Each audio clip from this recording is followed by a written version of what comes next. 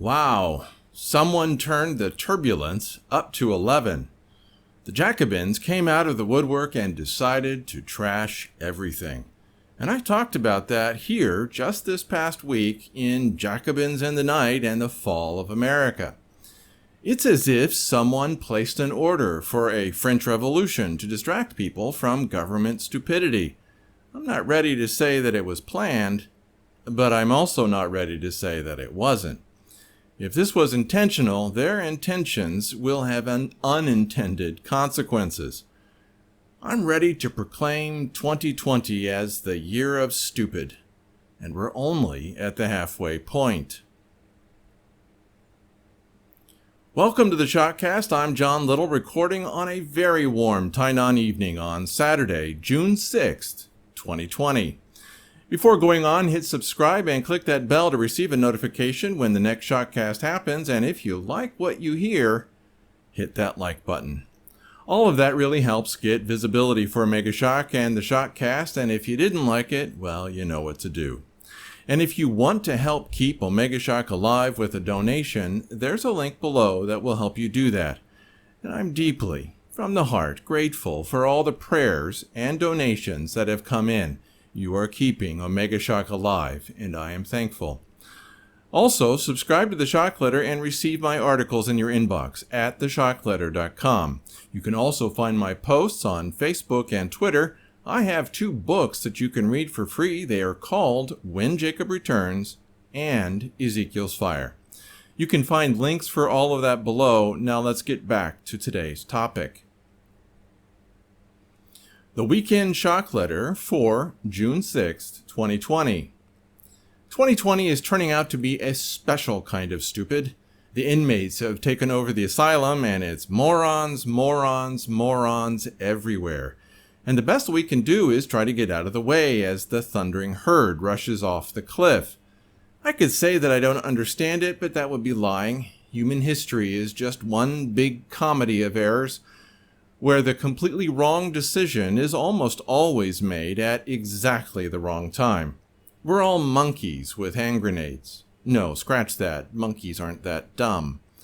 The bad thing is that Martin Armstrong says, quote, "The second half of the year is now looking to be a complete mess on every front," close quote, from The Road Ahead, A Complete Mess. Oh great, just what we need. More and more stupid. I don't know about you, but I was not expecting the end of the world to be this insane. It's kind of embarrassing. What must the angels be thinking as they watch one dimwit moron after another destroy the world that God created? Do they have a kind of facepalm? I wonder what the angelic word for moron is. We know what God is thinking, and he's not amused. In fact, he's getting ready to judge the earth for our evil. But first, he's going to rub their faces in it. Oh, and he'll laugh, too. Just read Psalm 2. Quote, "Why do the heathen rage and the people imagine a vain thing? The kings of the earth set themselves, and the rulers take counsel together against the Lord and against his anointed, saying, Let us break their bands asunder and cast away their cords from us. He that sitteth on the heavens shall laugh, the Lord shall have them in derision. Then shall he speak unto them in his wrath, and vex them in his sore displeasure. Yet have I set my king upon my holy hill of Zion. I will declare the decree. The Lord hath said unto me, Thou art my son, this day have I begotten thee. Ask of me, and I shall give thee the heathen for thine inheritance, and the uttermost parts of the earth for thy possession. Thou shalt break them with a rod of iron, thou shalt dash them in pieces like a potter's vessel. Be wise now, therefore, O ye kings, be instructed, ye judges of the earth. Serve the Lord with fear, and rejoice with trembling. Kiss the Son, lest he be angry, and ye perish from the way when his wrath is kindled but a little. Blessed are all they that put their trust in him." Close quote. Psalm 2. Yeah, he's laughing at them. In fact, I see the hand of God in all that is happening. Yes, he's allowing the evil of this world to set their plans in motion, but he's forcing the pace. He's jogging their elbow, tripping them up and tweaking their nose. And I just can't wait for this dark comedy to end. How about you? So let's take a look at what has happened over the past week. We start off with the cost of food for the world's poorest countries. This one is going to be hard to watch. I'm hoping that this is just a temporary blip on the radar, but I don't think so. The article is titled, "The Price of Half the World's Staple Food is Up 70% in 2020" from Zero Hedge. This increase in the price of rice might not seem like much to you, but it's a lot to those who aren't doing much more than barely surviving. I don't believe that the four horsemen are riding, but this sounds like the one riding the black. Quote, "And when he had opened the third seal, I heard the third beast say, 'Come and see.' And I beheld, and lo, a black horse, and he that sat on him had a pair of balances in his hand. And I heard a voice in the midst of the four beasts say, 'A measure of wheat for a penny, and 3 measures of barley for a penny, and see thou hurt not the oil and the wine.'" Close quote. Revelation 6, verses 5 to 6.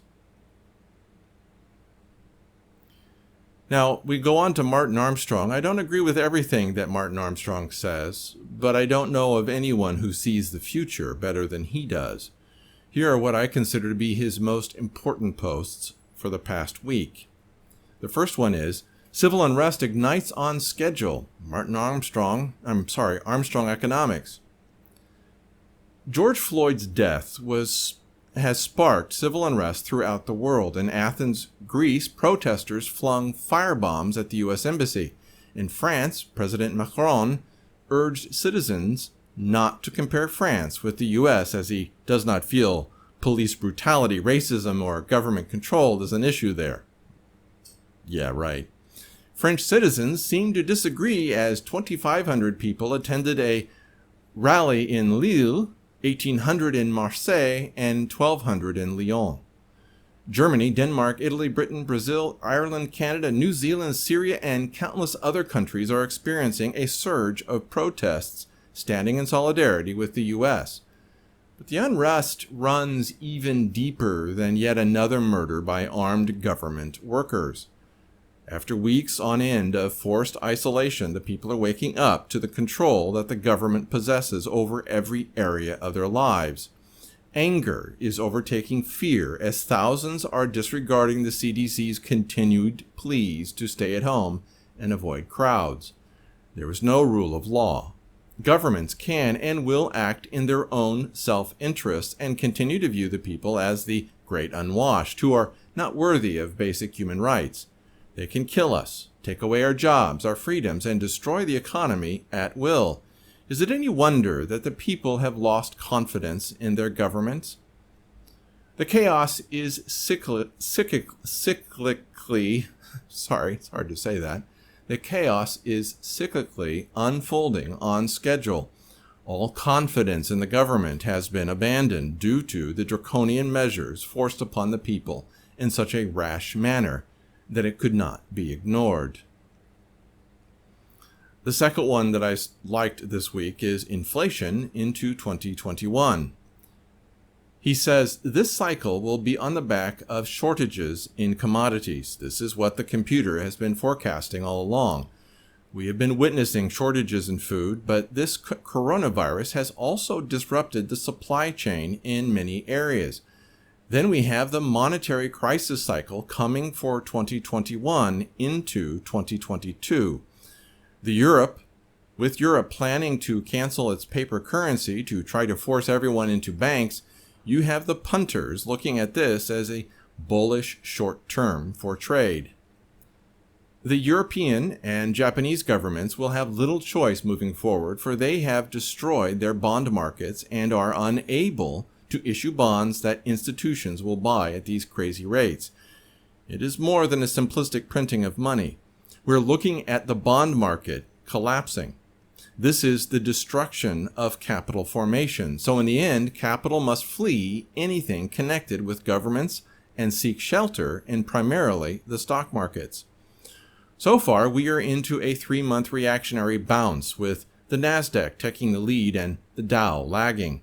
This is very disquieting, for it warns we are going to see much higher volatility into the next 2 years, perhaps more so than anyone has ever witnessed in their life or for the past 300 years. The third one is sovereign defaults unfolding. In the Persian Gulf, states are facing bankruptcy. Oman can hardly even pay his electricity bill. The IMF has been now lobbying to defer emerging market debt for 1 year. We have been able to confirm from behind the curtain that more than 100 nations have asked the IMF for help. The sheer stupidity of this coronavirus lockdown is beyond belief. It seems no politician bothered to ask advice from anyone other than epidemiologists. Neil Ferguson may have resigned for bad judgment, but the politicians who failed to consult other fields, including economics, should resign. The lack of common sense amounts to the sad fact that politicians have set off a monetary crisis cycle over the next 2 years, for they have seriously disrupted the entire world economy.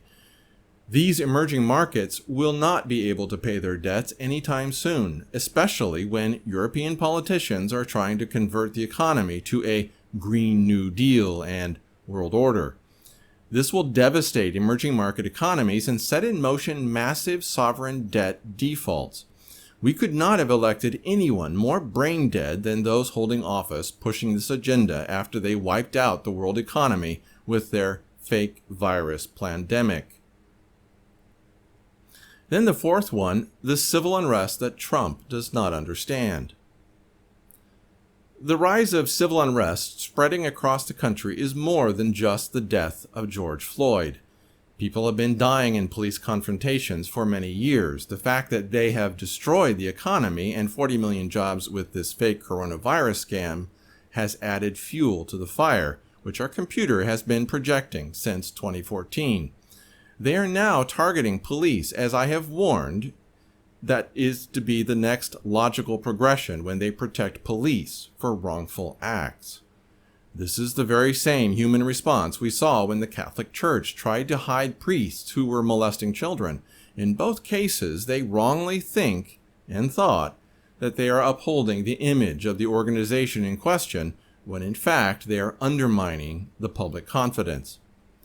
A Gallup poll from January 2020 showed that nurses are the most trusted profession, with both police and journalists at the bottom of the list. Only a slight majority, 54%, believe police officers are honest and ethical. The view of fake news journalists is that now only 28% see them as ethical. If Trump does not understand that the root of this frustration is the very lockdown, then he is throwing gasoline on the fire. He needs better advice, for this is stupid and shows a lack of analytical minds advising him at this time. You cannot simply look at the surface. The riots of 1844 that turned into gun battles against the Irish was because they were the last off the boat and were willing to work for less in a period of also rising unemployment as we have today. We must look at the underlying economic conditions. That cannot be ignored. Prosecuting this one cop will not resolve the unrest. If he is found innocent, well, watch what happens. Trump's suggestion that state governors should send in the U.S. military to quell unrest after 5 officers were shot and wounded in an escalation of tensions is inviting civil war. While looting should be stopped, the U.S. military cannot take action directly against the people. That is the wrong thing to do. They must remain detached from the image of the police.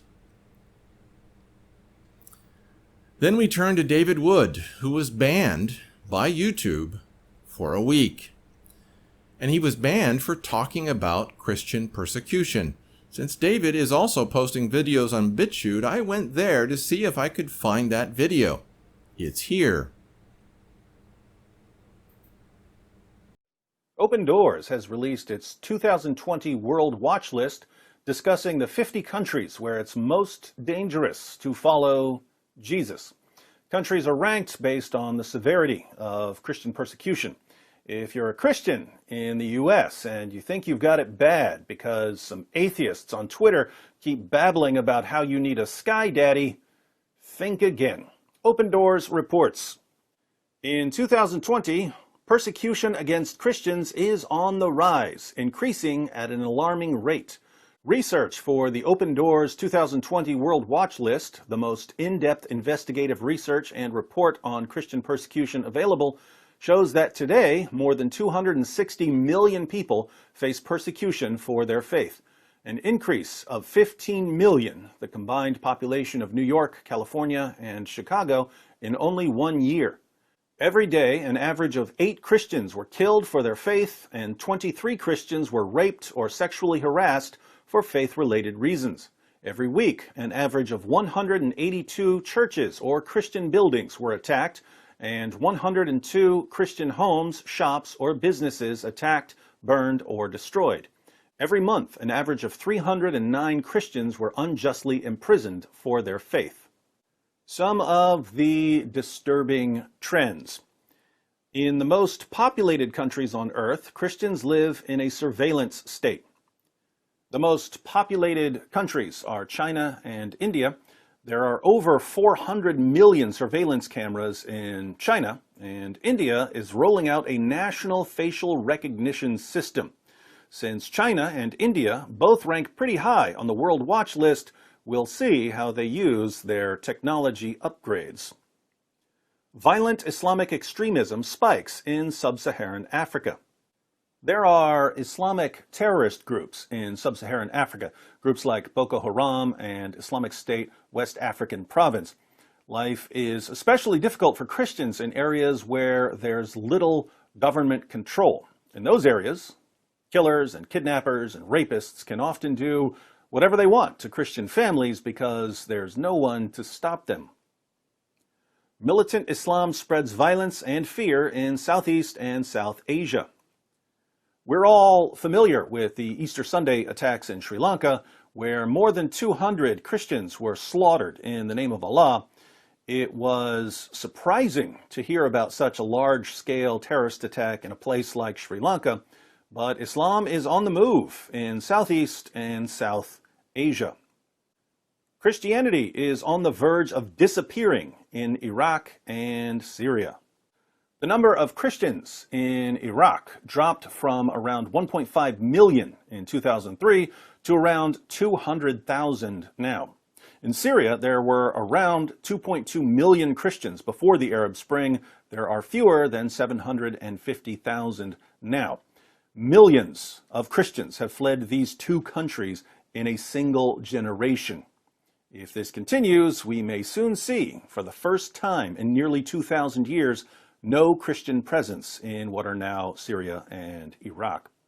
Of the 20 worst countries in the world to be a Christian, 15 are Muslim-majority countries. Sadly, all the wonderful people here in America and Europe who constantly assure us that Islam is a religion of peace and tolerance never bother to tell the Muslims who are in positions of power over Christians that Islam is a religion of peace and tolerance. Maybe in 2020, these amazing American and European experts on all things Islamic will get the word to Muslims in Muslim-majority countries that they're not supposed to be killing, assaulting, imprisoning, torturing, raping, and oppressing the Christians in their areas. Since deception spreads most easily in an atmosphere of ignorance, it's important to know what's going on in the world. With this in mind, over the next 10 days, apart from any other videos I'll be posting, we'll take a closer look at the top 10 worst countries in the world to be a Christian, one country per day. For these 10 days especially, those of you with first-hand knowledge of what's going on in various countries are invited to share your stories in the comments section. Tomorrow, at number 10, India.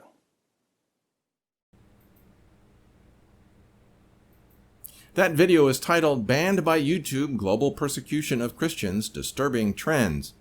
But the insanity of that ban made me mad, so I took that video and reposted it on my own channel.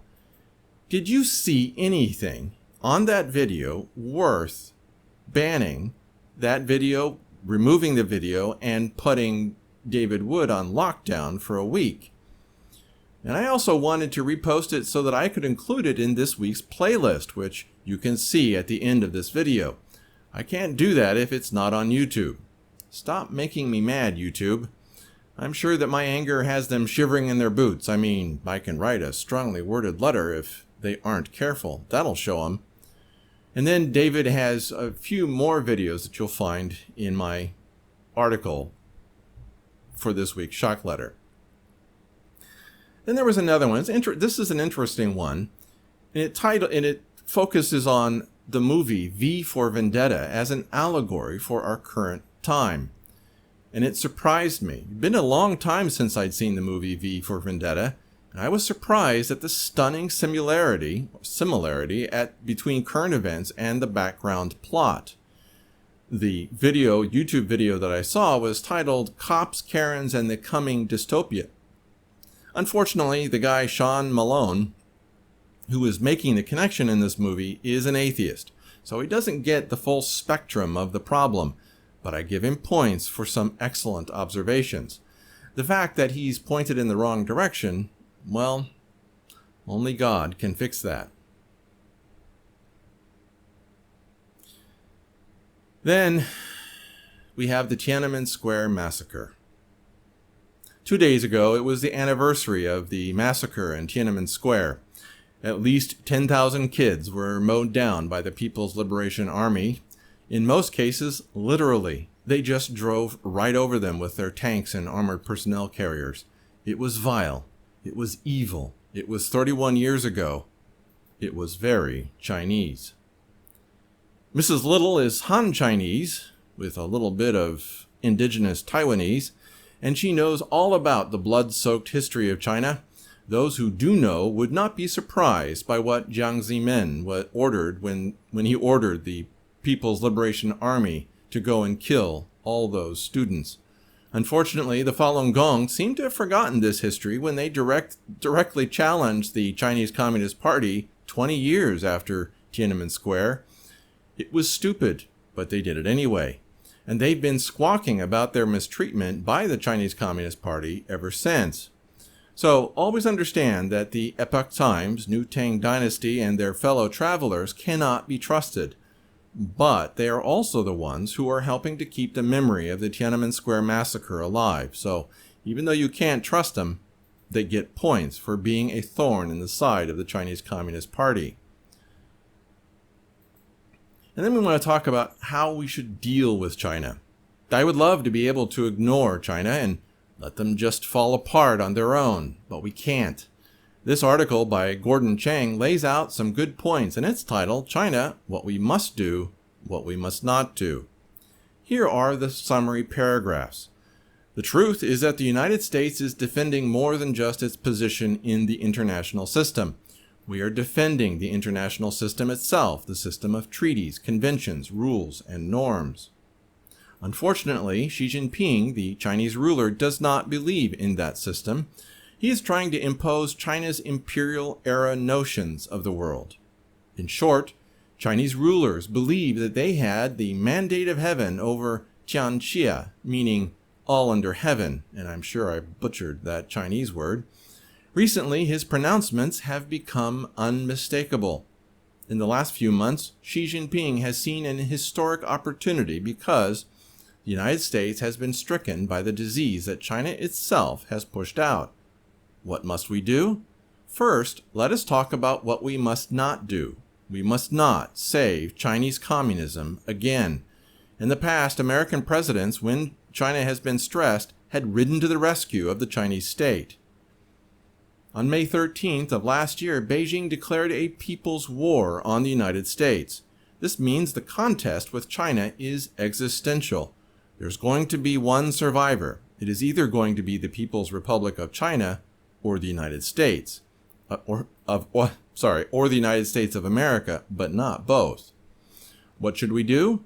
In my call for action, there are 8 items. First, we need to cut off trade with China. Now, I know a lot of people think we should not do this, or this would be unfortunate. Yes, this is unfortunate, but the point is that China's communism cannot be reformed. So the only way we can protect American society and Americans is to reduce our exposure to China, and our greatest exposure, of course, is trade. We should not be enriching a hostile state with the proceeds of commerce with the United States. China's Communist Party does not have a sovereign immunity. We have the Global Magnitsky Act. We need to rip and replace all the equipment in our telecom backbone that has been supplied by Huawei Technologies. China has been using that company's equipment to spy on others. We should have no Huawei equipment in our backbone. Also, we should be turfing out, and I love that word, that phrase, turfing out. We should be turfing out even more Chinese journalists. Those journalists work for China's intelligence services. Unfortunately, China does not believe in comparative advantage. It does not believe in being a responsible member of the international community. Unfortunately, the only thing that we can do is what many people think is unthinkable, and that is to cut our ties with China. We cut our ties until the Chinese Communist Party no longer rules and the Chinese people govern themselves. I believe the Chinese people eventually will get this right." Close quote. I'm afraid that Mr. Chang is right. The Chinese Communist Party has got to go. If there is ever to be any peace in the Pacific, and living on an island just off the coast of China makes it kind of personal for me. They want me dead, and I don't like that.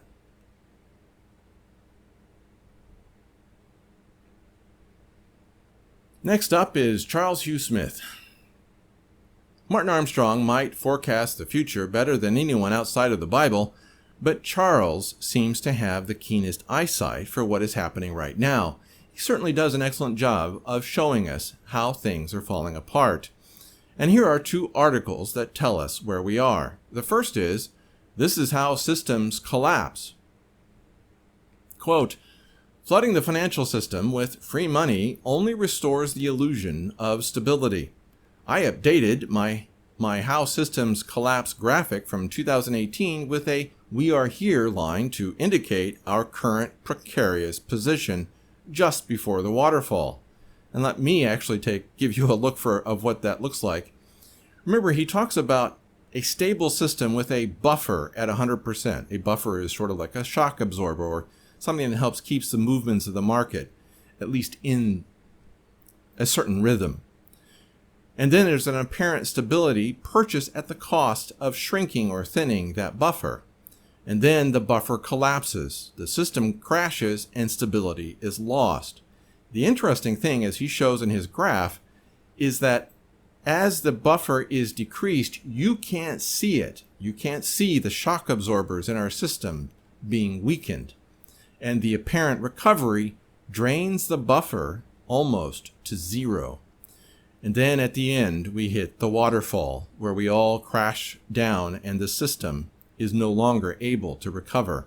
And he shows on his graph that we are almost at that waterfall. But let me continue with his article.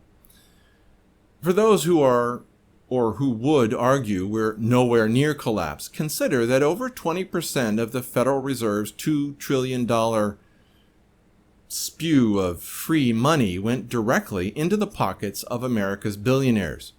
$434 billion by the latest estimates, while most of the rest went into the pockets of the top 10% who own all the assets that the Fed is goosing higher, while millions of households are worried about feeding themselves. And you can find more in American billionaires got $434 billion richer during the pandemic. And you can find it on CNBC.com. In America's system, the solution to soaring, destabilizing inequality is to goose inequality to new heights. No wonder there's no middle ground left politically, socially, or financially, and social disorder is so easily ignited. There are few feedback loops left in our fragile system. The rich get richer, and rather than restore some balance, our political system further empowers the parasitic and predatory financial elites. The rich and politically powerful are one group sharing control of public and private institutions. One way to understand the middle ground is that the middle ground acts as a buffer between systemic extremes. The key concepts here are stability and buffers. Though complex systems are never static, but they can be stable. That is, they ebb and flow within relatively stable states, supported by buffers. Think of them as shock absorbers, using my words, going over a bump in the road. The car keeps going, and you are fine. America's social, political, and economic buffers have been thinned by extremes and excesses, but nobody noticed or cared. America's reigning credo is, anything goes, winners take all. In systems, this ebb and flow of low-level volatility generates stability and adaptation. In natural systems, feedback loops between the weather, environment, and plant-animal species keep the ecosystem in a state of dynamic equilibrium. Think of the waves in water, ripples in a pond. The pond is stable. Ideal weather conditions may spark a rise in an insect population, for example, which then enables an increase in insect predator populations, fish, birds, frogs, etc., which then increases the consumption of the insects and reduces the impact of the higher insect population. If the river runs low, the human populace relies on wells for reserves of water. In good harvests, grain is set aside for lean harvests. Wells and grain stores are buffers which can be drawn down to restore stability to a stressed system. Again, he's discussing things that you might think of as shock absorbers. Buffers are largely invisible and of little common interest in times of abundance. When water and grain are well supplied, who cares if the stores have spoiled and the well water tastes bad? A system with thin buffers and few feedback loops looks robust on the surface but is highly vulnerable to collapse. In our example, the first lean harvest and low water flow completely drain the reserves in the second year of drought, triggers a collapse of the system. In our complex socioeconomic system, the buffers are largely invisible. As a general rule, money, currency created by central banks and private banks when a loan is issued, is our all-purpose buffer. If something becomes scarce and threatens the system, we print or borrow into existence more money, which is distributed to buy whatever is needed. But money is an illusory buffer. If the well has run dry, no amount of money will restore groundwater. If the fisheries have collapsed due to overfishing, no amount of currency issued by the Federal Reserve will restore the fisheries. In other words, the natural world provides hard limits that money can only fix if buffers are available for purchase. Money is itself a system with financial buffers, buffers that have been consumed by the speculative excesses of the private sector and the financial repression of central banks. These buffers are largely invisible. Few know what's going on in global liquidity markets, for example. Yet when liquidity dries up, for whatever reason, markets go bidless and asset prices go into freefall, meaning everything collapses in value.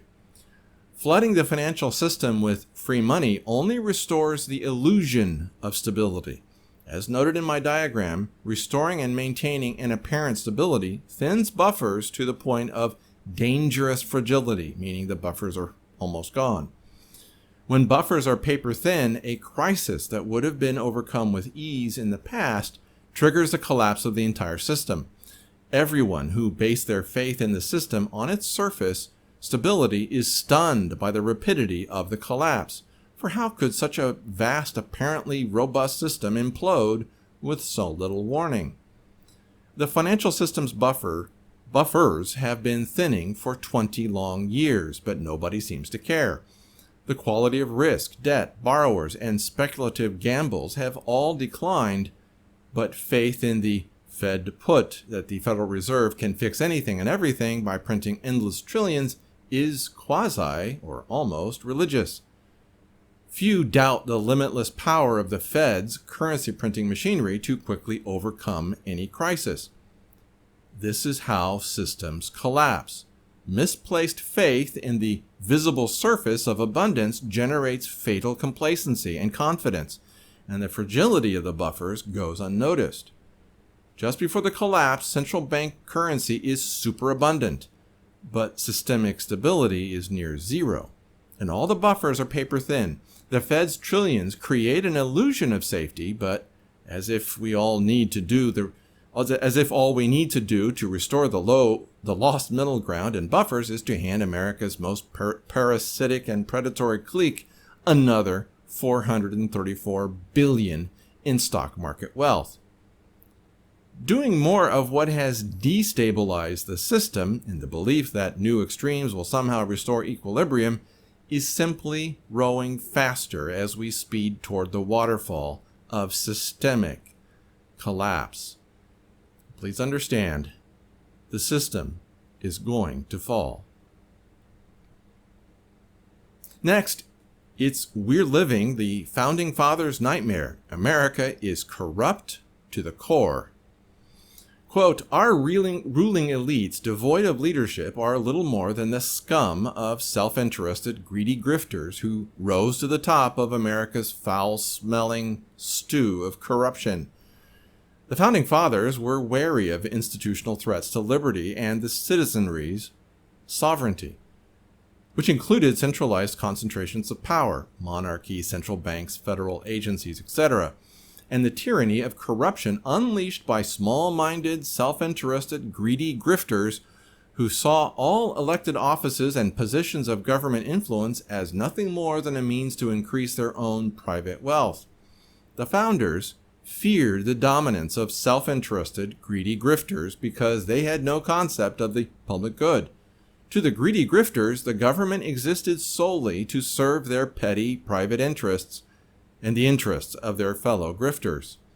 The founders understood that a republic required disinterested leadership capable of looking past petty self-interest to the common good of the people and their nation. They feared the election of self-interested, greedy grifters, because once no one served the common good, the republic would fall into a fatal disunity. We are living the founders' nightmare, for America is corrupt to the core. While everyone gorging at the public trough bleats about the common good, their single-minded focus is on aggrandizing as much power and private wealth as possible and feeding their corrupt crew of insiders, lobbyists, business interests, bankers, and assorted other legalized looters.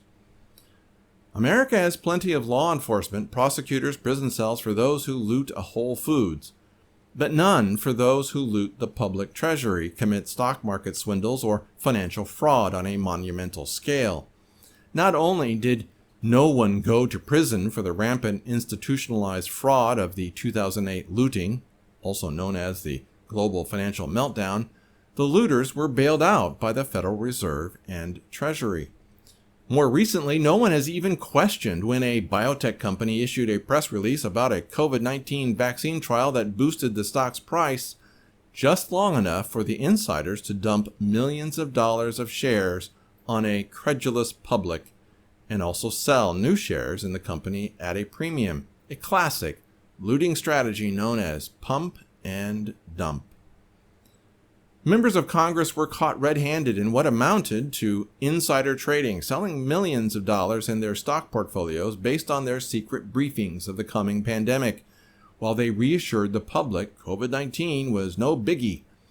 The farcical investigation found no wrongdoing.